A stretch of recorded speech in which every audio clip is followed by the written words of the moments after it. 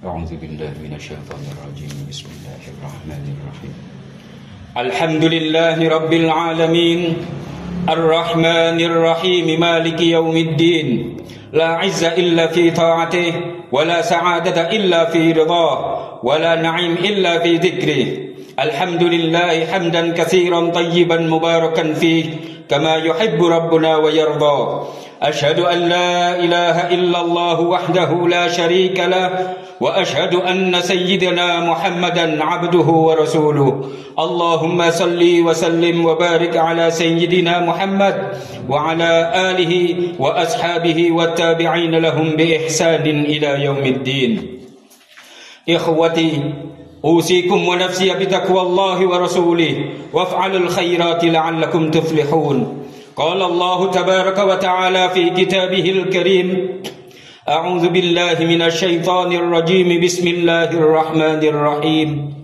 يا أيها الذين آمنوا اتقوا الله حق تقاته ولا تموتن إلا وأنتم مسلمون وقال النبي صلى الله عليه وسلم كل أمتي يدخلون الجنة إلا من أبى قالوا يا رسول الله ومن يأبى قال من أطاعني دخل الجنة ومن عصاني فقد أبى صدق الله العلي العظيم وصدق رسوله النبي الكريم ونحن على ذلك من الشاهدين. Saudara-saudaraku jamaah Jumat yang dirahmati Allah, di dalam Al-Quran yang mana sepertiganya tentang akidah, sepertiganya lagi tentang cerita, dan sepertiganya terakhir tentang hukum-hukum syariat. Ada satu ayat dalam Al-Quran yang merupakan ayat terpanjang, bukan tentang Allah Tabaraka wa Ta'ala, bukan tentang alam semesta, bukan tentang kiamat, surga dan neraka, bukan. Akan tetapi ayat ini menerangkan masalah hutang piutang. Ayat tersebut terkandung dalam surah Al-Baqarah ayat 282 dan dikenal dengan nama ayat Al-Mudayanah. Komposisi angka ayat tersebut 282, bahkan seperti neraca yang harus berimbang. Panjangnya ayat tersebut menjadi cerminan bagaimana agama kita, agama Islam, memandang serius mengenai perkara hutang piutang. Dalam Sahihun Nasa'i, sahabat Muhammad bin Abdullah bin Jahsy mengatakan, kunna julusan 'inda Rasulillah sallallahu alaihi wasallam farafa'a ra'sahu ila as-sama' thumma wada'a ra'hatahu 'ala jabhatihi. Suatu ketika, sewaktu-waktu kami duduk-duduk bersama Rasulullah sallallahu alaihi wasallam, secara tiba-tiba beliau memandang ke langit lalu meletakkan telapak tangan beliau ke kening. Thumma qala subhanallah madza nazala minat tasydid. Kemudian beliau berucap, subhanallah, perkara berat apa lagi yang akan turun. Fasakanatna wa fazi'na, kami semua terdiam dan merasa cemas. Falamma kana minal ghad sa'altuhu ya Rasulullah ma hadha at-tasydid alladhi nazal. Keesokan harinya aku bertanya, wahai Rasulullah, perkara berat apa yang sebenarnya telah turun? Faqal walladhi nafsi biyadihi law anna rajulan qutila fi sabilillah thumma uhyiya thumma qutila thumma uhyiya thumma qutila wa alayhi dain ma dakhala al-jannah hatta yuqda anhu dainuh.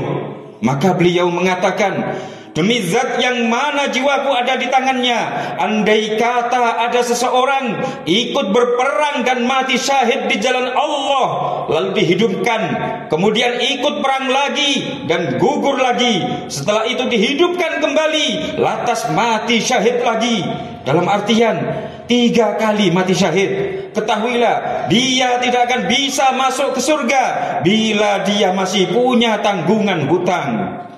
Beliau baginda Nabi juga bersabda, yaghfirullahu lisyahid kulla dhanbin illa ad-dain, rawahul Imam Muslim. Allah Tabaraka wa Ta'ala memaafkan apapun kesalahan orang yang mati syahid kecuali satu, yaitu hutang. Nafsul mu'min mu'allaqatun bidaini hatta yubda anhu.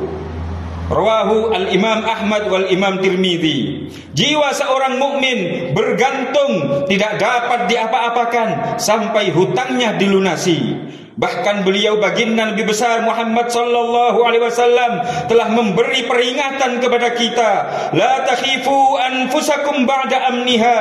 Qalu wa ma dzaka ya Rasulullah?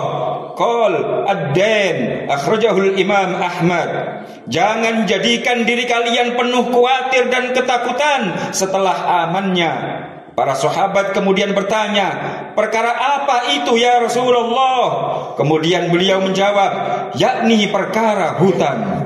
Saudara-saudaraku jamaah Jumat yang dirahmati Allah, para ulama juga mengatakan, ad-dain hammun bil-lail wa madallatun bin-nahar. Hutang itu adalah sesuatu yang membuat orang risau, gelisah di malam hari dan membuat dirinya hina di siang hari. Bagaimana tidak, sepanjang malam dia sumpek memikirkan hutang, dan ketika siang hari dia tidak berani menatap orang yang menghutangi dirinya, khawatir ditagih. Tidak sedikit bermuasal dari hutang timbul masalah yang lebih besar. Rumah hilang gara-gara hutang, terjadi keributan dengan teman gara-gara hutang, pertikaian antara saudara gara-gara hutang, terjadi broken home atau perceraian gara-gara hutang, bahkan bisa terjadi pembunuhan juga gara-gara hutang. Oleh karenanya, saya wasiatkan kepada Anda wahai saudaraku dan kepada diri saya sendiri, tingkatkan selalu iman dan takwa kita kepada Allah kapanpun dan dimanapun. Hindari sebisa mungkin dan dengan sungguh-sungguh untuk tidak berhutang, kecuali terhadap perkara yang betul-betul penting, masalah yang sifatnya kebutuhan wajib.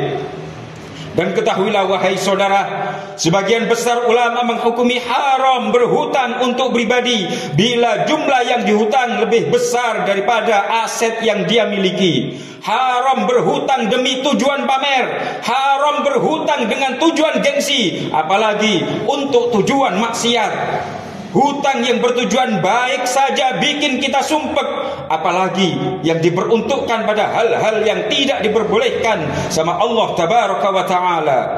Kalau Anda ingin kendaraan yang baru, rumah mapan, fasilitas mewah, bahkan pendidikan yang bagus, maka berusahalah sedini mungkin dengan menabung. Bersabarlah dan jangan berhutang wahai saudaraku. Memang betul hukum asal berhutang adalah mubah atau boleh, tapi bisa menjadi makruh bahkan haram, tergantung dari tingkat kebutuhan dan tujuan Anda berhutang.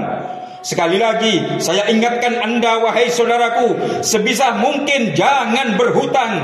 Ketahuilah, pencuri paling nyata kebahagiaan seseorang adalah hutang. Semoga Allah tabaraka wa ta'ala memberi kemudahan dalam hal kita membayar hutang, hingga hutang-hutang kita semuanya lunas. Lalu Allah menjauhkan kita dari hutang, amin. Dan semoga Allah berkenan memaafkan semua kekurangan kita, berkenan meridhai kita, berkenan mencintai kita, lalu memasukkan kita semua ke dalam surga bi khairin wa lutfin wa afiyah, amin amin ya rabbal alamin. A'udzu billahi minasyaitonir rajim. Bismillahirrahmanirrahim. Qul huwallahu ahad, Allahus samad, lam yalid wa lam yulad wa lam yakul lahu kufuwan ahad. Barakallahu li wa lakum fil Qur'anil azim wa astaghfirullahal azim li wa lakum wa lisairil muslimina wal muslimat wal mu'minina wal mu'minat al ahya'i minhum wal amwat fastaghfiruhu innahu huwal ghafurur rahim. Allahumma salli ala Sayyidina Muhammad wa ala ali Sayyidina Muhammad.